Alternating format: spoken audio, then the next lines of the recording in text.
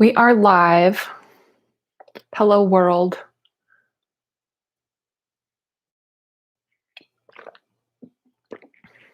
Sorry, you're going to hear me swallowing mad loud. Pause. Sounded wrong. How y'all doing? Today, we're going through chapter 2 of this beauty, this Hot Mess Express, Heavenly Deception. Yeah, buddy. Listen, this week in general, I feel like I've been going through it, okay? Through it. Because EMDR knocks a bunch of stuff loose, and I've been going to EMDR therapy once a week, plus being more on top of posting cult-related content on social media, and in my never-ending quest to becoming more honest and authentic, I've started hitting nerves in myself, and I'm beginning to wonder if reading through this book isn't a form of masochism in a way. But I'm ready to get into it. All right, so where did we leave off? So the first chapter, let's do a recap. Previously on Heavenly Deception. So we know Carmen is the main character. She's got like a friend who likes to smoke, who's also kind of a newbie, but slightly more brainwashed than her. And her name is Jane. There's like an annoying staff member who's younger than them named Pamela. They arrived at the large facility that used to be a monastery. They had a song session. Hey, Rohava 161. And then we left chapter 1 with like Carmen's spiritual father named Gary, who's super cute, who she has a big crush on. He made some really intense eye contact and was talking about how they were destined to meet, but she doesn't understand what that means yet, and just like left her on a cliffhanger. And then someone went around while they were drinking hot cocoa and played a go to bed song on the guitar, and they all went up into the dormitories. So we left off chapter 1 with it wasn't long before Pamela arrived and herded Carmen out with the other sisters up the staircase for the long walk to the dormitories. I know it can feel like masochism, but I see it more as processing and an attempt to make sense of things. Yes, it's sort of like how a deep tissue massage really hurts in the moment, but feels amazing afterward. You know, it's like productive pain. There's different types of pain. There's the pain in your body that tells you like, hey, this is broken. This is fucked up. You need to not. You need to fucking not. And then there's like productive pain. Like, ooh, you're going to be stronger and healthier after this.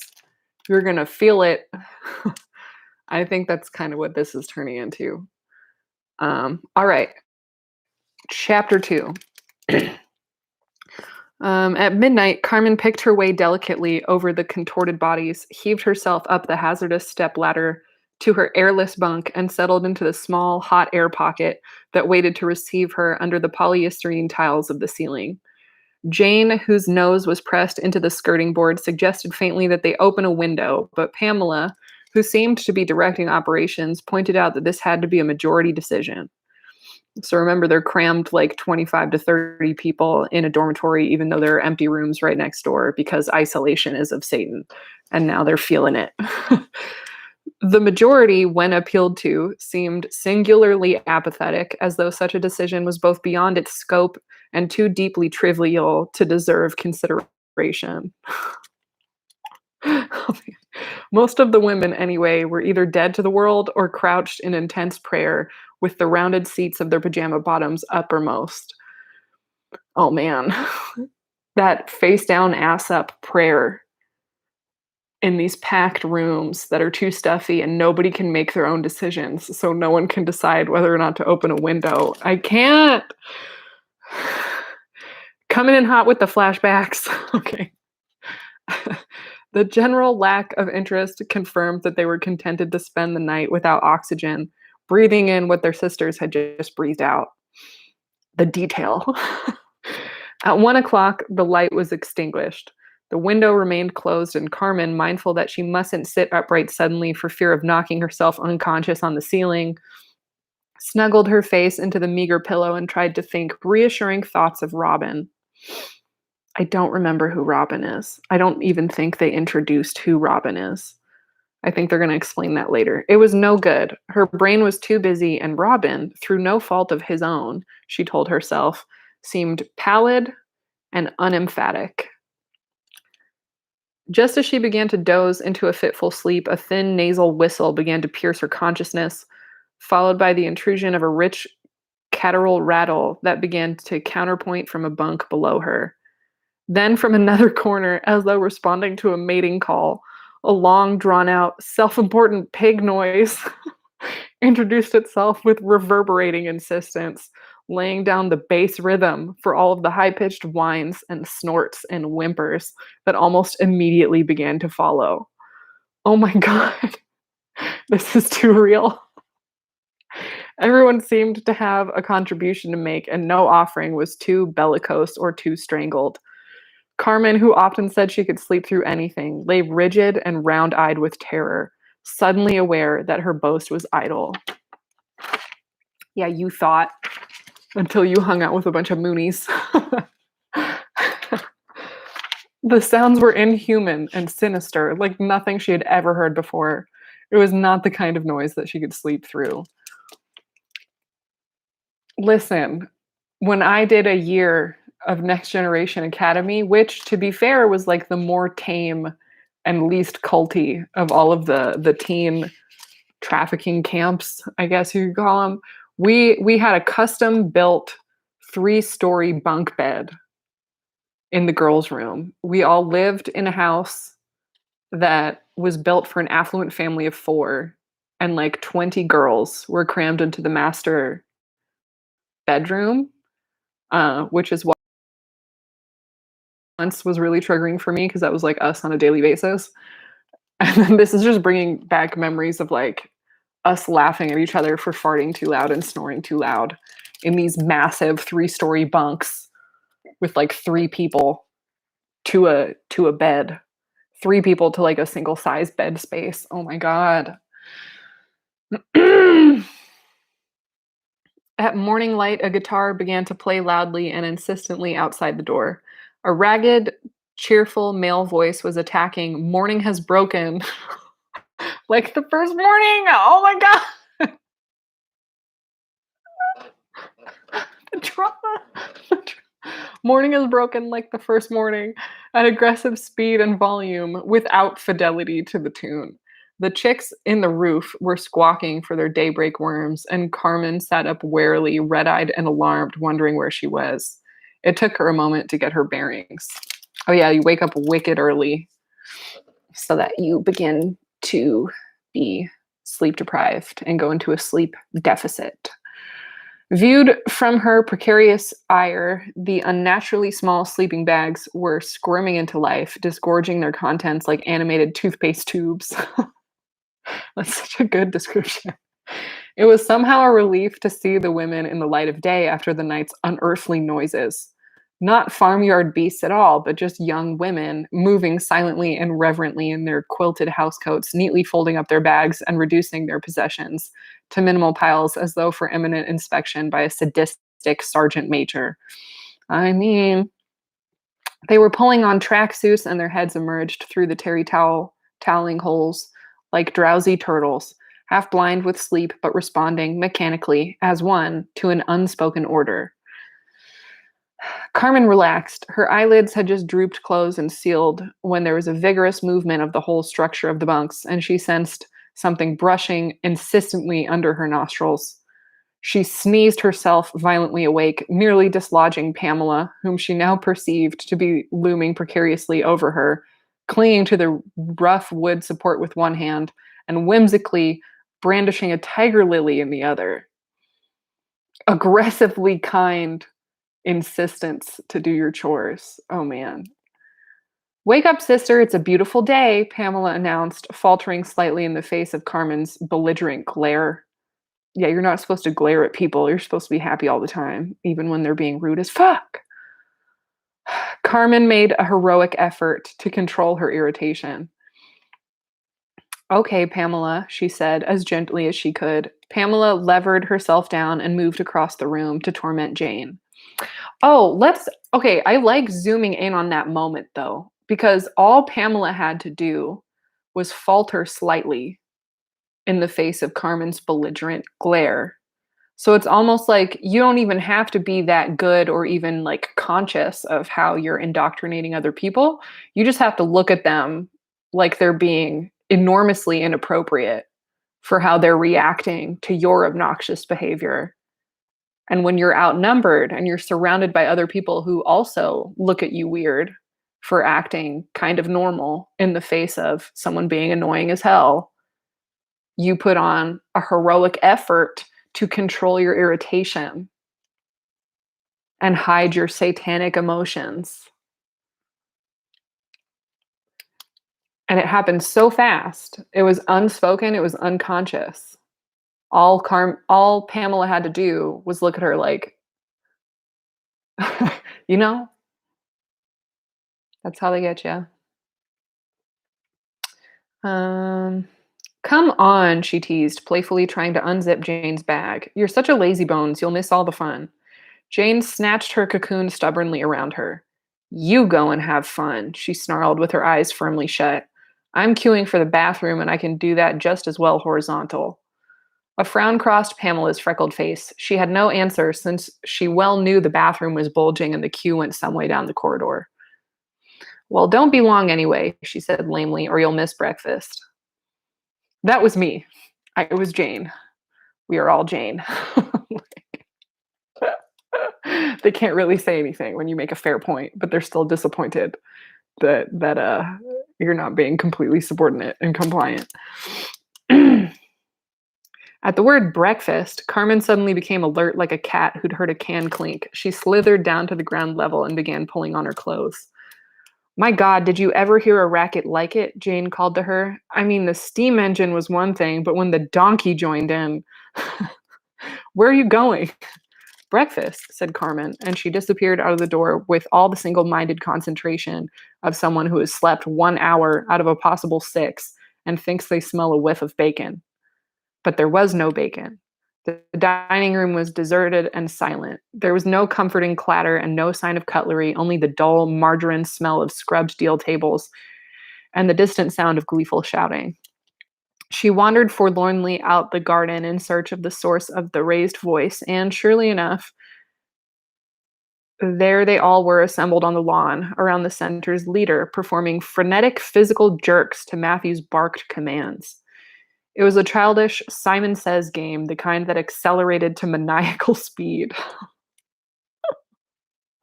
Carmen took one look and tried to dodge back inside the porch, but Matthew spotted her and boomed out like a Shakespearean actor. Ah, another sister. In you come. Don't be shy. Join the circle. Simon Says, wait for it, a pair of scissors. And they all shot up in the air, scissoring their legs and clapping their hands above their heads with ferocious exuberance. At least they're not doing unity jumping jacks and military drills. That's the other option. They'll probably do that later, though. Before Carmen could protest, Gary and Pamela were at her elbows, egging her on, refusing to take no for an answer, and she found herself half-heartedly touching her toes and squatting and leapfrogging with the rest of them. Finally, the circle broke and formed into a brightly colored snake. With Matthew harrying from the head, it haired off at breakneck speed through the undergrowth, with a protesting Carmen tagged on the tail, sandwiched between Gary and Pamela, sashaying a reluctant conga and pretending to brush her teeth with a singular lack of conviction. She allowed herself to be thus bullied along until a thorn drove into her bare foot, and she retired injured and limped off to the shrubbery. Come on, Carmen, you must keep up. It was Marianne, the French house mother. She was standing, arms akimbo, her ample flesh straining against the ungenerous cut of her tracksuit, her spectacles shining opaque in the early morning sun under a mop of short black hair cut like a German helmet. Oh my God, scissoring. Yes, they're scissoring on the front lawn. That's what they do for morning exercise. Myself. So cheeky. It's the haircut like a German helmet for me. Like, this lady's on point with her scathing descriptions. I'm living. I'm living for it. Oh my god. Okay. Where are you going? Something in my foot, Carmen growled. Oh, something in my foot, Marianne mocked in a funny, babyish lisp. Poor little baby. Ow. Oh. Ow, we will save the world if we make a big fuss about every little thing. Minimizing your pain, minimizing your perspective, but you make it playful, so it's like a joke. Carmen stared at her dumbly, no ready answer at her lips. The woman was perched on a log, her head cocked beetily like a robin, a quizzical, teasing smile on her face. There were several possible rejoinders, none of them cordial, but Carmen merely looked at her with dislike and observed coldly, "It's not a little thing. It's a great big 2-inch thorn." Carmen's being too polite. They're gonna get you. You gotta be a bitch. You gotta say exactly how you feel. Okay, you gotta.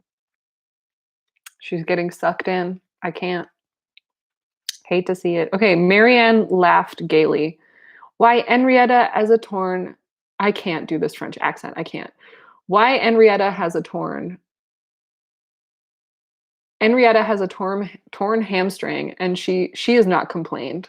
And just as Carmen was stung into muttering, More fool Henrietta," Marianne turned abruptly, hopped off the log, her flesh a quiver, and disappeared in pursuit of Matthew's fading instructions. So basically, I don't give a fuck about your 2-inch thorn in your foot. Somebody else has a torn hamstring and they're not being a baby about it. Get over yourself and get back in the conga line. Heard it 1,000 times. Carmen limped into the echoing dining room and waited glumly for something to happen. Once the ferocious calisthenics were done, they all filed cheerfully in, their appetites enhanced and hopeful, but no food appeared. Instead, the song sheet was trundled remorselessly forward, and the guitarist struck up the chords of the first number. So yeah, already you're seeing like the schedule built around denying your physical body and denying your needs. You don't get to have emotional needs. You don't get to have physical needs. This isn't about you and your comfort. This is about becoming part of the hive mind. This is becoming unified with everybody else. So you got to wait for breakfast. You get to earn breakfast after you take care of your body and do rigorous calisthenics in the front yard. We don't care if you're injured. You have to wait for breakfast like everybody else. Matthew hollered above the joyful chords. You know, we have a saying in the family. Give 100. He made the figures with his hand. 100%. What are you going to give it? 100, they cried jubilantly. Mind and body united, Matthew boomed, and he jumped in the air as though to head an imaginary football. Immediately, the whole room swung into vibrant motion as they gave voice to Rise and Shine and Give God the Glory, Glory.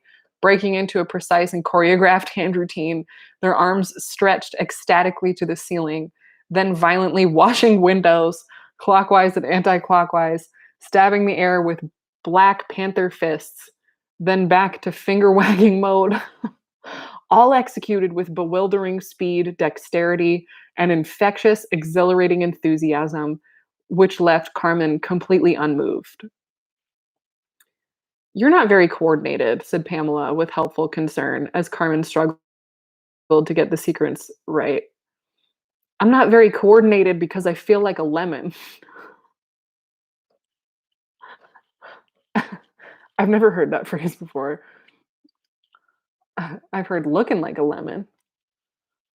I feel like a lemon, said Carmen dourly, stung into response as she stabbed when she should have wagged, and wagged when she should have washed the windows. Well, unless you get it right, you look like a lemon, said Pamela practically. Honestly, it's very simple. Last week we had a man with only one arm and he got the hang of it straight away. But then she added as an afterthought, looking at Carmen with a critical eye, he was very spiritual. So already it's like competitiveness.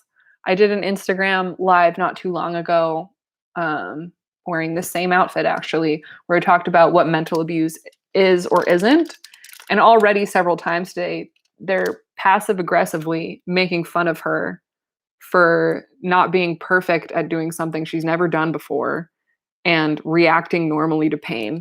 And they're making it extra competitive by saying, like, yeah, well, someone who had it harder than you can do it, but I guess you're just not that spiritual. I guess you're just a baby.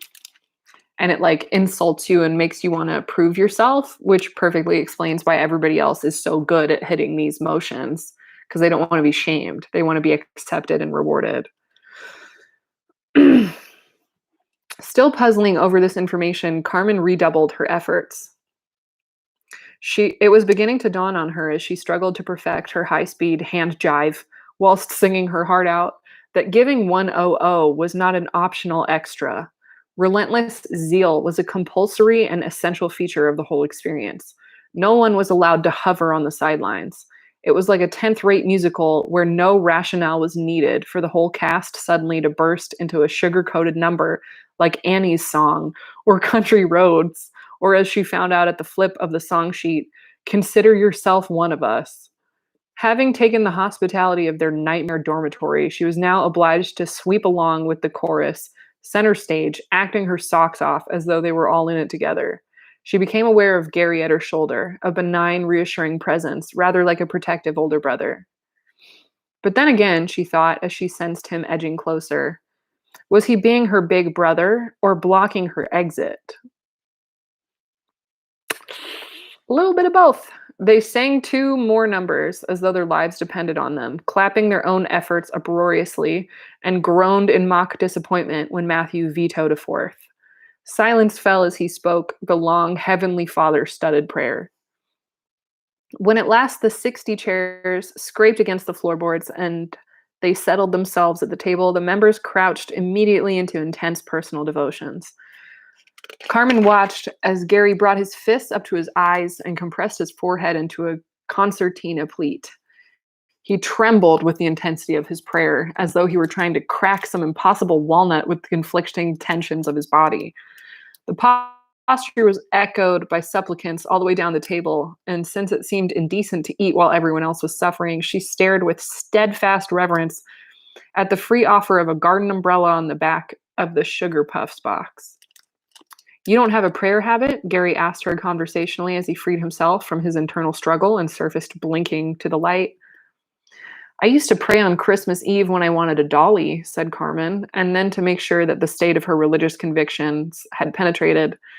Atheists don't have anyone to pray to, she reminded him tactfully. He shook his head as though it was a rather sad little notion. So she was fighting back a little bit. She's not trying to like please him as much anymore. Now that she was free to eat, she realized wanly that she was no longer hungry. Gary seemed to take the state of her appetite personally and spent the rest of breakfast pandering to her imagined whims, tipping his own puffs onto her uneaten mound, jumping up quite unnecessarily to fetch her a serviette to track down the elusive sugar ball, all with an embarrassing show of devotion. She half thought he was going to wrap the paper napkin around her neck and forcibly spoon feed her. Yeah, food doesn't taste as great when you've been insulted repeatedly throughout the morning and you weren't born and raised to accept that as normal. Go figure.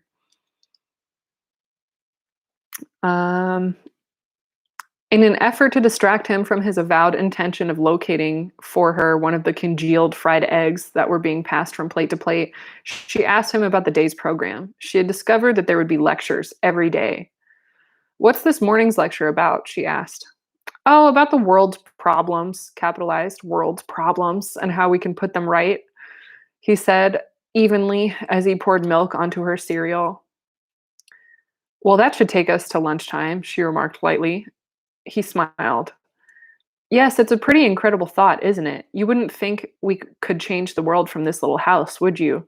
But actually, that's what we're doing. We're making human history here, he told her matter-of-factly. And the lectures provide the key to all the problems of civilization, so... He lifted his straggly eyebrows at her. I'll be very surprised if you find it boring. She continued to stare at him doubtfully. She thought it was maybe a lame joke, but he didn't laugh. I'm reminded of the term for narcissistic manipulation, like future talk, future future something, future fantasy. It's like when they make a bunch of promises about the future that are unrealistic to try to get you excited about how they're manipulating you now. We're going to change future faking. Thank you. That's the one.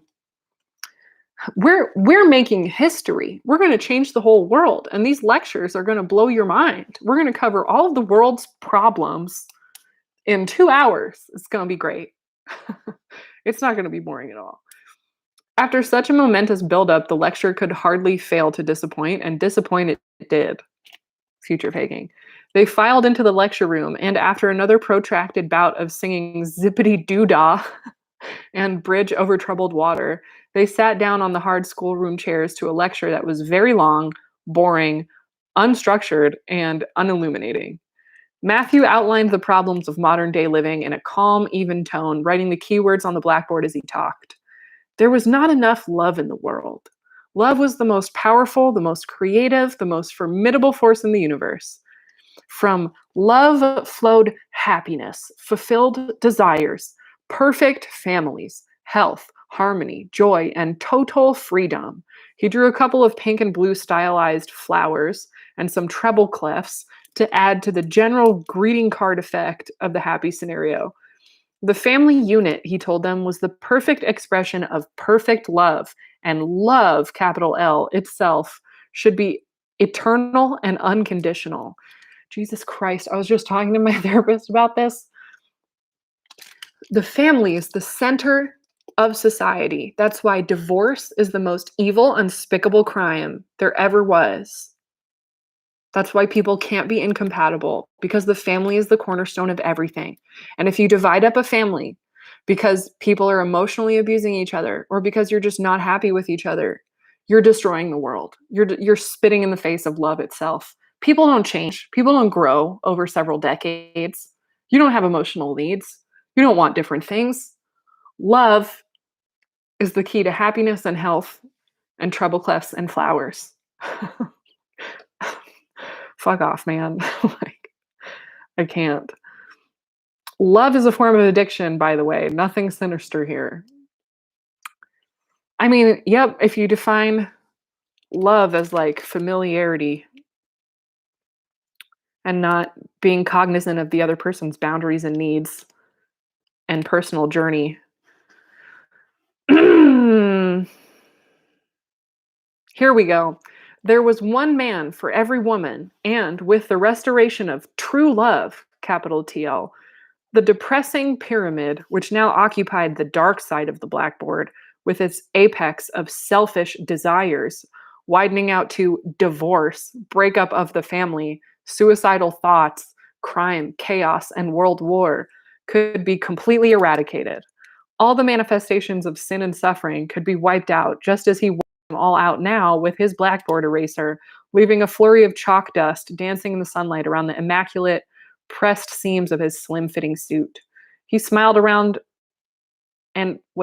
he smiled around the round like a conjurer who had just dematerialized a rabbit. We did it. We defeated all family issues and mental health problems with the wave of an eraser and by singing Zippity Doo Dah in unison. Carmen found this lecture generally unsatisfactory. How they planned to impose the pink happy side of the board onto an unwilling and uninterested humanity, she had no clear idea. How they imagined that chalk marks could change the world remained a complete mystery. As they collected their diluted barley water from the main hall in the mid-morning recess, her bewilderment deepened. All around her, people were enthusing over Matthew's message with a uniform, uncritical euphoria. Heck yes, still doing stuff on YouTube. No one appeared to harbor the least reservation that the results Matthew had just achieved with his blackboard rubber could not be reproduced again and again all over the country. Pretty exciting stuff, eh? She heard Virginia breathing to a pair of stunned-looking skinheads. The startling thing is, we actually have the means to bring it about, for real. Perhaps they planned to send fleets of blackboards out to shopping precincts all over the country, Carmen puzzled. Maybe that was what Gary had been doing with his board and easel in the Edgware Road. And yet it made no sense at all. Surely they could see that however many blackboard lectures they unleashed on an indifferent world, nothing would change. Gary's crowd that day, as far as she could remember, had been a couple of football fans and some blank-eyed winos. Football fans were notoriously unaffected by world affairs and had a limited attention span, in her opinion. Winos, well, they'd usually taken a bumpy sleigh ride down the awful pyramid, past divorce and into chaos, and would hardly be much comfort to see it spelled out neatly in colored chalks. Yet this would be a typical street audience. Shoppers weren't likely to stop for religious freaks. She wandered outside and sat cross-legged and neutral in the grass under the shade of the apple tree and breathed in the fragrance of the summer's day. She closed her eyes and let the sun beat down on her face. The bees were tumbling and droning in the flower border, and she concentrated on the sharp red afterimage of the horizon lingering on her retina. Whoa, that's cool.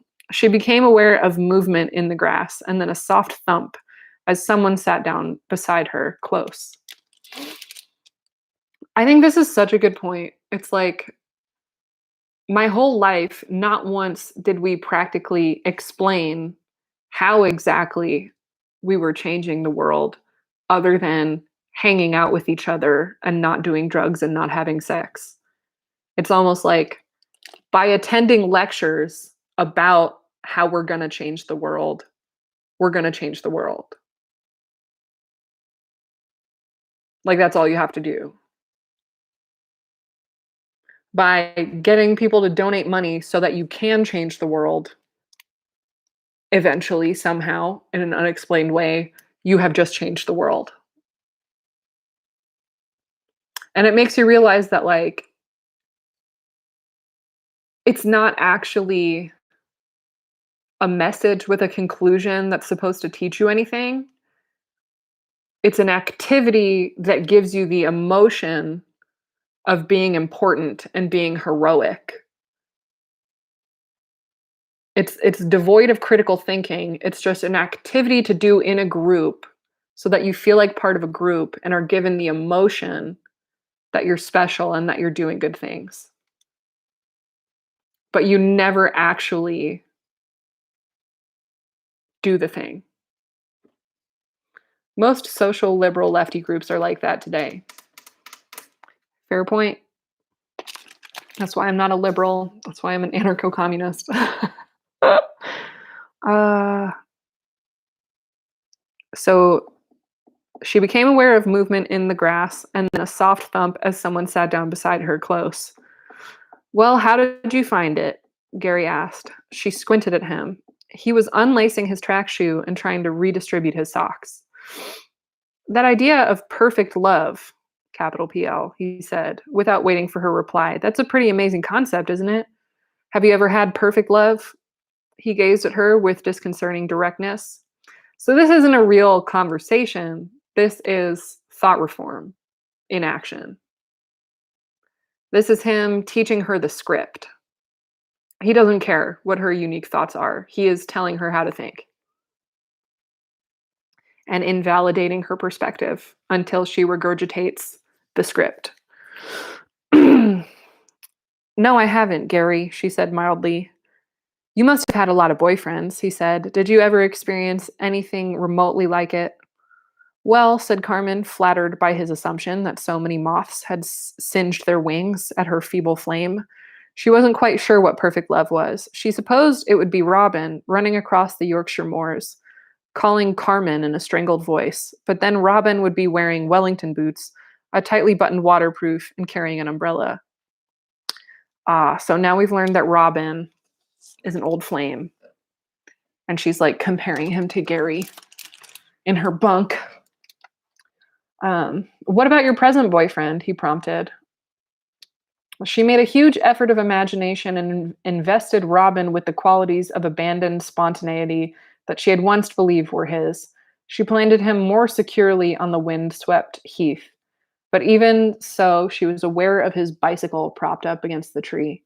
He called Carmen a few more times with peevish intensity, and then penciled a note, pronged it onto the branch of a blasted oak, and cycled off, probably to his Spanish evening class. Well, said Carmen doubtfully, before you get to know someone, it's usually pretty perfect when you're just stuck on them from a distance.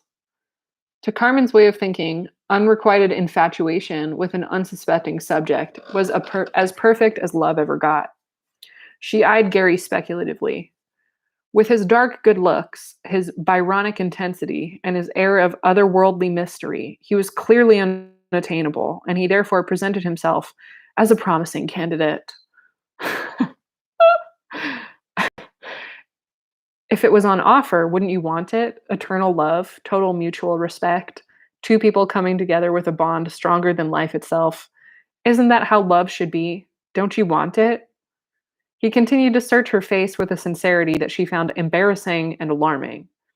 He was like a rather glamorous alien in a science fiction movie, and no doubt his alien masters had planned his morphology by watching endless reruns of Fireball XL5. They had somehow got the eyes wrong and programmed them with a faulty notion of small talk. Oh my God, so painfully accurate. Is this how we small talk? Let me stare into your soul. Let me repeat myself unnecessarily because I don't know how to small talk. Her uneasy sense that he was about to requite a passion which she hadn't yet decided to conceive was both intriguing and off-putting. She looked away confused. Yes, I expect so, she said politely, but I'm not quite sure what it involves. See, because he's trying to speak her language, talk about love in terms of boyfriends, but he's going to flip the script in a second and talk about how the only real love is to be part of groupthink and to be completely celibate and depend on the tribe around you for any and all emotional fulfillment that her previous family or any of her current boyfriends could give her. So he's hoping that she gets hooked on the boyfriend aspect because he knows that that worked yesterday and she's becoming despondent and uncooperative at breakfast and after the lecture. So he's trying to hook her back in a little bit with the boyfriend concept. And then he's going to talk about how you just become part of the family and you don't need a boyfriend. She looked away confused. Okay. Yes, I expect so, she said politely, but I'm not quite sure what it involves. To her relief, the handbell began to ring in the distance, with its mournful undertones of schoolrooms and duty. I know it's possible, he said, and I want you to have it. He jumped to his feet immediately, his eyes fixed anxiously on the house, but he hadn't finished. He began to talk more urgently, holding her there as though it was imperative that she should get his message across before the bell ceased to clatter. I promise you, Carmen, once you experience a love like that, any other love would seem empty, compromised. I didn't believe it was true myself once, but I've seen that it's possible. I know what it means. The bell petered out abruptly and the strains of a love song began to swell from the house. She had a surreal sense that she should now catch hold of his arm and whisper softly in a voice choked with emotion, Gary, you've convinced me. I want it too. Perhaps he would crush her clumsily to his chest and bury his thankful face in her straw-colored hair. But she had no opportunity to test the theory because he was already herring across the grass towards the open windows of the lecture room. So he's prepping her for love bombing. This whole like puppy dog excitement about every little thing and the childish, like Simon Says games. It's like you forego family relationships and one-on-one boyfriend relationships and stable, like, affection with boundaries for unrealistic, fabricated love bombing from a group. And love bombing is so intense, it becomes an addiction that does feel better than anything else because it's unrealistic and it's boundaryless. It does not acknowledge your unique identity or your emotional needs. Love bombing keeps you in a painful situation and makes all of the pain worth it. That's something that I started this live by saying I'm going through it, and that's what I'm going through right now is I'm addicted to love bombing. I'm addicted to this false concept of love that doesn't care about your unique personality or your boundaries or your trauma or your personal growth, your own personal legend. Shout out to the book The Alchemist. Love bombing is a form of manipulation that you get addicted to so that you stay in manipulative situations. So he's trying to describe how good it feels to be love bombed.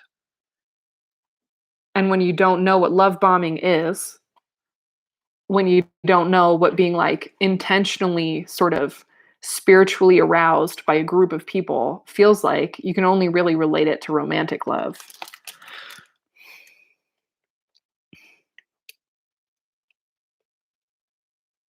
Cool. Where am I? The lecture rambled on in the same rhapsodic, inconclusive fashion, and it seemed that lunchtime would never come. Jane slipped her a note. It read, Pamela says the meat went off, so it's pearl barley soup for lunch. And then, as a hastily scribbled afterthought, which Carmen could just decipher, I have an awful feeling Pamela's going to ask me to marry her. Carmen screwed the slip of paper in her hand, aware that Gary had followed the transaction with bristling disapproval, as though he'd caught her secreting chewing gum on the kneeler in a church. And still Matthew droned on.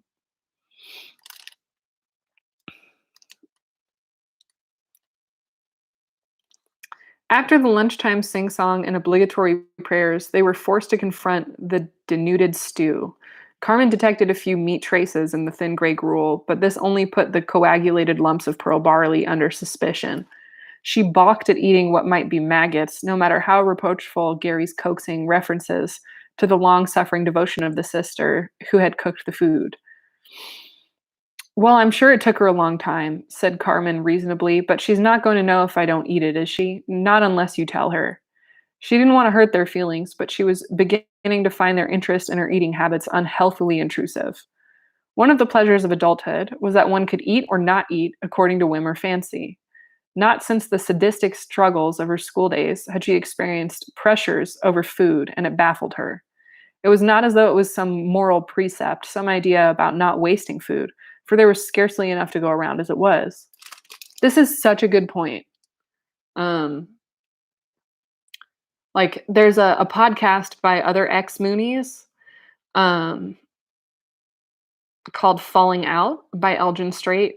And in my second, I have 2 episodes on there. And on the second half of my interview, we talk about how the cult definitely did control your eating and control your diet. You're heavily peer pressured to eat like whole, homemade, unprocessed foods with lots of meat, a lot of traditional Korean food.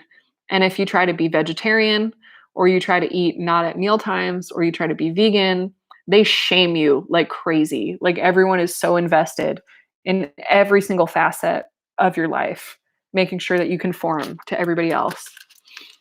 Iron Candy says, yay, you get addicted to a platform. I don't know what you mean by that, but yeah. You get addicted to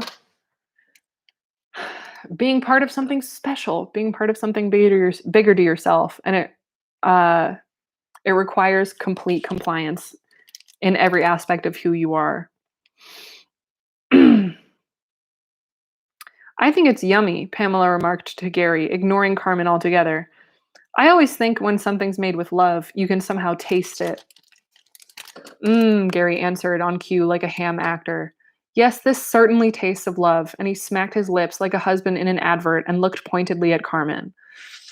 So gross, I hate it. Oh my God. She suddenly felt uncomfortably like a bright child sandwiched between 2 elderly adults who both nursed the grotesque notion that she could be fooled into gulping red medicine if they both pretended it was cherry aid. So real. As she looked uneasily from one to the other, she found herself thinking again that there was a curious blandness about the members, a strange uniformity. Also, just ignoring her and acting and pretending she can be fooled is like gaslighting. She couldn't quite put her finger on it. Of course, they had personalities. Some were more self-righteous, like Pamela and the other girl. Virginia, some more serious and intense, like Gary. But the differences were not as marked as they were amongst a normal random sample of human beings, or even amongst a random sample of spaniel puppies in a pet shop litter. And it was dawning on her slowly that it was not only Gary whose eyes were strange and somehow compelling. All the members had the same pained, disconcerting eyes. When she could do so with politeness, she got to her feet, leaving them to congratulate each other on the noxious food, and went outside. On the lawn, there was a net strung up between two trees, and a group of boys were playing a boisterous game of volleyball. She could tell by their terse expletives, by their raucous whoops, and their spontaneity that they were guests. They had identifiable quirks and faults. They had mood swings. They varied from moment to moment. They made jokes. The members didn't do any of those things. She sat on the steps watching the players and brooding, pondering on the idea that a group of people could lose their spontaneity, could forfeit their sense of humor en masse. Some social network guide defined platform as something you can't leave, social media platform, and the culty mechanics of managing your dopamine and happiness seem similar. That's a valid point. That's the first time I've heard of the food aspect. Is there any aspect of life they didn't have any influence on? Not really, especially if you're second generation, but like you forfeit your devices usually when you live full time with the church. They monitor a lot of your communication. They definitely monitor your schedule and your whereabouts. And actually, that's something that I've talked about on different live streams with friends on Instagram in our little like cult activist community. A lot of us who are confident enough to speak out about our healing process and like heal loudly from generations of abuse. The reason we're able to do this is because we developed secret personalities. Like we literally found ways to express ourselves separately from the hive mind identity during art class, during dance class, during band, during choir. Like for my friend Renee, who made these, like Ren Robot Art, who's now a tattoo artist, she developed like a separate secret personality through breakdancing with the weight team and doing art as much as possible. And for Marina, who I did a live with, when she got to dance, she got to wear outfits that she would normally never be able to wear, and got to express herself and almost like embody her own sexuality through movement. And for me, it was like writing and singing. So I went out of my way and like begged for money off the street during high school to pay to be in every single band program that my school offered. Gotta plug in my computer real quick. Eventually. We're at 5%. Oh no.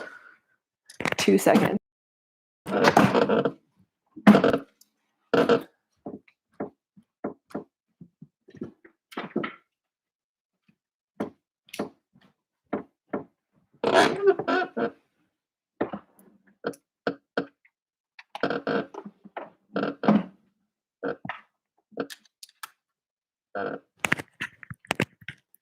Alrighty.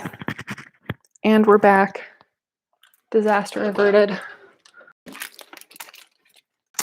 Girl, anyways, let's get back to this book. After a while, a young man lowered himself onto the step beside her. She tensed, thinking it was Gary, and then relaxed when she saw that it was a guest whom she'd met that morning. His name was Peter, and she liked him. Not only had he expressed some interest in her injured foot, but he had turned his car boot inside out, trying to find his first aid kit and looking for a plaster. Oh, that's good. Now, to her surprise, his voice echoed her own thoughts. What is it about the members? He mused. What happens? I have this sense that there's something not quite right here. I have this sense they're not like us at all. She looked at him with interest. He was softly spoken with a northern accent. His face was open and his eyes were clear and keen. He looked to her about 22 or 3, but he wore a close-cropped beard that tried and failed to give his baby face a rugged air. They told me we'd be discussing humanitarian prison reform, schemes for drug rehabilitation, urban decay, the third world. I said I was interested in discussing animal rights and women's issues. He shook his head, puzzled. But really, all this peace and love stuff, well, what's it got to do with anything? I mean, it only worked in the 60s because people took a lot of drugs. He looked up at her sharply, as though a sudden thought had occurred to him. You don't think they take drugs? He asked. I love this. It's like finally some analysis, you know? In the movie Ticket to Heaven, there's a scene. I haven't watched that movie yet, but there's a scene where everybody starts throwing up after food because they put LSD in the food. I don't know. I don't know if that happened to my parents' generation, but it's possible. Carmen shook her head. She was sure that something affected their eyes, but she couldn't think it was anything in the soup. If so, they would have tried to make the food more palatable, surely. I think it's something in the lectures, she said solemnly, although she couldn't imagine what it was. Maybe you're right. I'm paranoid, he said. Carmen shook her head again. She had already looked around the walls of the lecture room for air vents through which they might possibly release some sort of soporific gas. She had listened hard for any telltale noise which might suggest a tape playing subliminally. Because after all, would Lucy have lasted a day here? Lucy, bright as a button on her own particular subjects, but totally uninterested in religion or any sort of scheme to change the world? Lucy had the boredom threshold of a gnat, and she didn't even particularly like singing. She'd been identified as a growler at school and had refused to growl in public ever since. That's not in the movie, but I'd like to learn more about that. I don't know. Renee told me it was. Renee told me that LSD or throwing up after food was in the movie. Maybe it was a different movie. Carmen said darkly, I think they're going to bore us into submission and then make us sing ourselves to death. Peter laughed. I love this. I love how they're like trying to come up with some sort of explanation that rationalizes away people abandoning their critical thinking skills.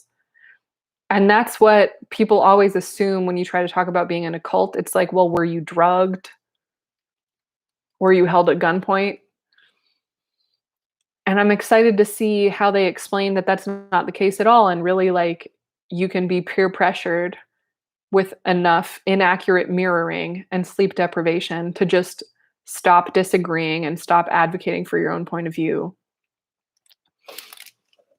It's like it's bizarre to watch and you want to credit people with more intelligence, but really when you wear people down with not a lot of food, with constantly invalidating their emotions and constantly invalidating their perspective, get them sleep deprived, get them physically exhausted with a bunch of ridiculous exercises, and then show them this is just harmless fun, like just participate, don't be a stick in the mud. We all love each other. Like it really gets you to abandon who you once were because it's too exhausting to keep putting up a fight for yourself, especially if you weren't such a huge fan of what you had going on before, which is the case with a lot of people who end up staying full time, is they didn't have much going on for them anyway, and their regular relationships didn't feel as good as being love bombed. So let's see how they explain that. The boys at the net were calling them to join in, and they got to their feet and entered into the game. That was the nice thing, Carmen thought reluctantly. People here were friendly, and there were no barriers at all. No racial tensions, no artificial cliques, no prejudice between the brothers and sisters that she could see. Only them and us, the inexplicable, invisible barrier that existed between the members and the guests. Family members and outsiders. It was a fast, exhilarating game, and the lads were good-natured and friendly.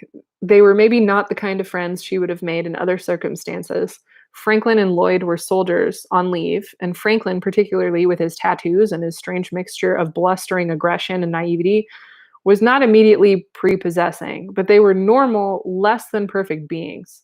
It made the difference more marked when the spiritual parents appeared. Watch out, said Franklin hoarsely, and he stubbed his cigarette out on the rose bush. Here they come, look happy. Sure enough, from different directions, the parents were weaving towards them, smiling, affecting to saunter casually as they converged on the group to break it up. She watched as Franklin's rubber face settled experimentally into a hang-dog look of angelic innocence. He had the air of someone who'd spent that's a typo, who'd spent his life submitting to a superior authority and who found it a matter of indifference whether he sucked up to the school teacher, the sergeant major, or the fierce Japanese spiritual mother who had now come to claim him. That makes sense. That makes sense. Carmen noticed Gary heading for her from the back of the house, and she found that she too assumed a meek, mealy-mouthed simper, which didn't feel the least bit natural. It was as though all the guests were in a tacit conspiracy to have as much fun as possible, but for some reason, without letting the spiritual parents know. The members had their own conspiracy to protect, and they pursued their aim with the dignified but slightly world-weary air of newly appointed prefects given onerous charge of a particularly mischievous fourth form. They scolded and advised, guided and marshaled, answered silly questions, sorted out pillowcase problems, and lost pencils, their mouths smiling, but their eyes remote and strained. Because they need to recruit more people, or they're worthless. So we will be getting on to the third world problems today, she heard Peter inquiring. The Korean girl was nodding firmly. All these major world problems we begin to discuss today. Once the lecture bell had finished ringing, the corridors were emptied as if by magic, leaving only those members whose charges were in the lavatories to stand outside the stalls, urging the occupants with increasing desperation to hurry up, as though the world would end if they didn't finish urinating before the rapturous singing should begin. And that's the end of chapter 2. I was disappointed they didn't talk about what chapter 2 means in the cult during chapter 2. Chapter 2 of the Divine Principle is when you talk about how the story of Adam and Eve is about premarital sex and how that destroyed the world and how Eve is a harlot and it's all her fault. So if you have flirtatious thoughts, you're having chapter 2 problems. That could have been juicy.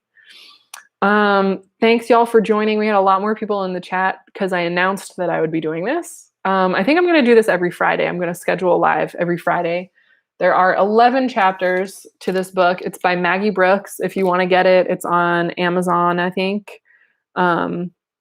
There's another book about almost the same thing with the same title by a different guy, which is kind of weird. But this is the Maggie Brooks. Yeah, it needs a clickbaitier title, but also, can we just talk about how this is a crucifix and the Moonies don't believe in the crucifix? They go out of their way to pay construction workers to remove any sign of a crucifix whenever they buy a property. But like, I get why you needed to easily like indicate that this was about religion. Like, I kind of get it. It's just inaccurate. I don't know.